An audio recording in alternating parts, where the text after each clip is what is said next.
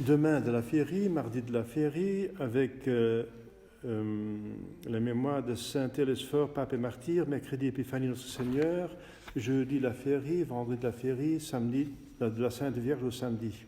Dimanche prochain, premier dimanche après l'Épiphanie, fête de la Sainte Famille. Au nom du Père et du Fils et du Saint-Esprit, ainsi soit-il. Chers fidèles,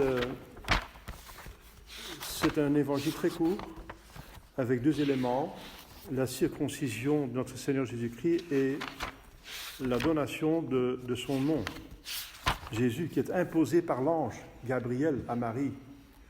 Bien sûr,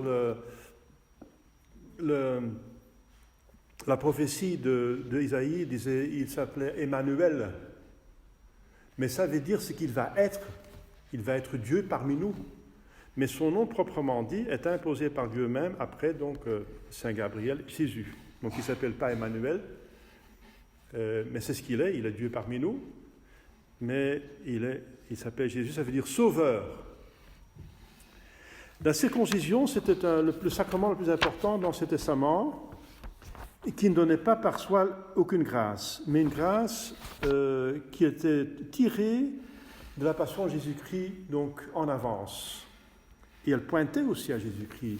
Donc tous les sacrements pointaient à Jésus-Christ. C'est le retranchement de tout ce qui est pécamineux. C'était un symbole de consécration à Dieu, parce que Dieu le demandait, et un acte de reconnaissance et de sa souveraineté, donc la circoncision. C'est un signe du péché et en même temps une espèce de tribut ou de satisfaction pour l'expier. Troisièmement, un témoignage perpétuel à la malédiction des générations humaines et du retranchement qu'il fallait faire des passions sensuelles introduites par le péché.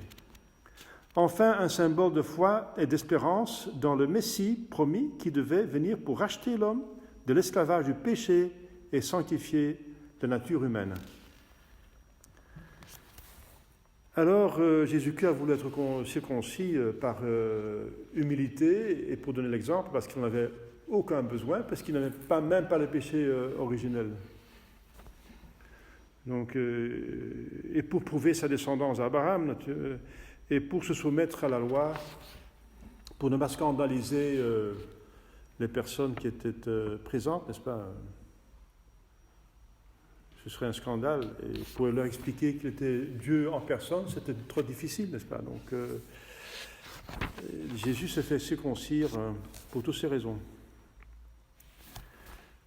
Et le nom de Jésus, ça va de soi, parce qu'il est le Sauveur et c'est le seul Sauveur. Il n'y a pas de salut en aucun autre, dit l'Épître Saint-Pierre. Non est in alico salus.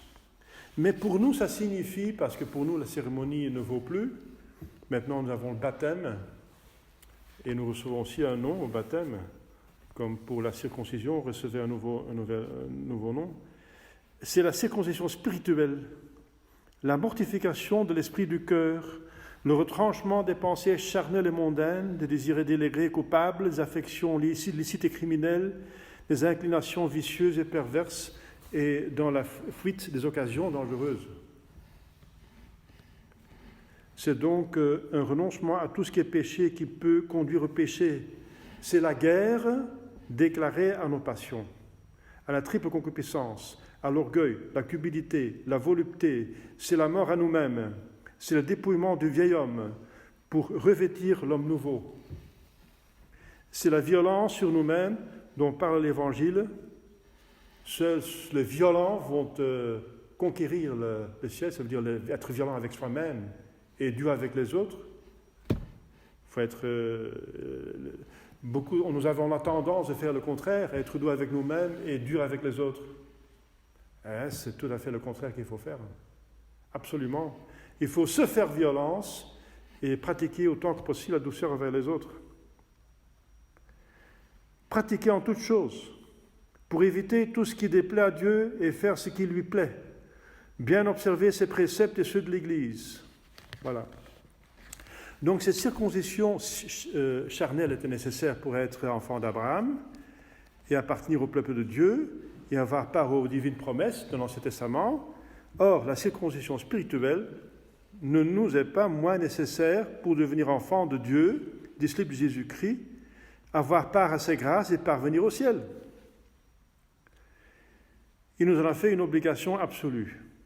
Si vous voulez venir après moi, alors il doit se renoncer à soi-même. Il doit prendre la croix et me suivre. Regnum celorum vim patitur. Le règne des cieux est obtenu par la force, par la violence. Qui Christi sunt, dit l'apôtre, canem suam crucifixerunt cum vitiis et concupiscentiis. Ceux qui sont du Christ crucifient leur chair avec ses vices et ses concupiscences. Voilà. Nous devons nous crucifier dans ce qui est mal. Cette circoncision spirituelle est indispensable pour le salut. Impossible pour se sauver. Si vous ne faites pas pénitence, dit Jésus-Christ, vous allez tous périr. Quiconque veut se sauver doit détruire tout ce qui est en lui, source de péché, danger de damnation, non seulement retrancher les feuilles et les rameaux, mais aller jusqu'à la racine. Or, toutes les passions mauvaises du cœur, tous les penchants dépravés, tous les désirs pervers conduisent au péché, nous séparent de Dieu, nous livrent à Satan. Il faut donc les retrancher, sous peine d'être réprouvés de Dieu.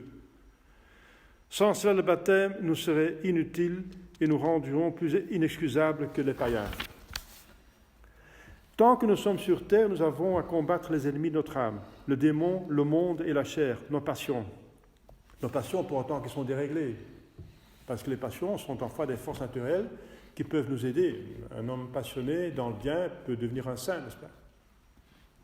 Mais c'est les passions qui nous dans le mal. Dans une telle guerre, qui vaincra? L'homme de courage, qui se fait violence, qui veille, qui fait l'examen de conscience, qui prie et qui utilise dignement les armes que Dieu lui a mises entre les mains. Avant de passer le Jourdain, Josué fit circoncire tous les enfants d'Israël qui n'avaient pas pu l'être dans le désert, aucun ne pouvant entrer dans la terre promise sans cette marque de l'alliance divine. De même, aucun chrétien n'entrera au ciel, la vraie terre promise, sans la circoncision spirituelle qui est la marque des vrais disciples de Jésus-Christ crucifiés. Saint Paul dit, je prêche qu'une chose, c'est Jésus crucifié. Un seul sujet. Combien de chrétiens à qui l'on pourrait adresser le reproche sévère de saint Étienne aux Juifs, ô incirconcis de cœur, vous avez résisté toujours l'Esprit Saint, incirconcis de cœur. Jésus va leur dire la même chose, vous êtes enfants d'Abraham, mais vous n'êtes pas d'enfants d'Abraham, parce que vous faites matériellement, vous limitez, mais pas spirituellement. Abraham avait la foi, il a cru en moi, Abraham, il m'a vu, il a vu mes jours, et vous me rejetez. La pratique, ça veut dire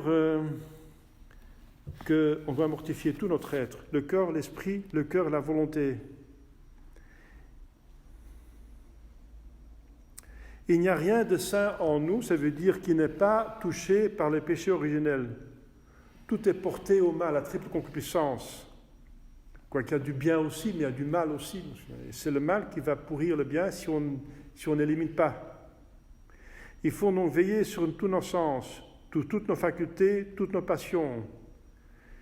Épargnez telle ou telle passion, votre âme se perdra par là. Omettre de mortifier l'un de vos sens, la mort envahira par là votre âme.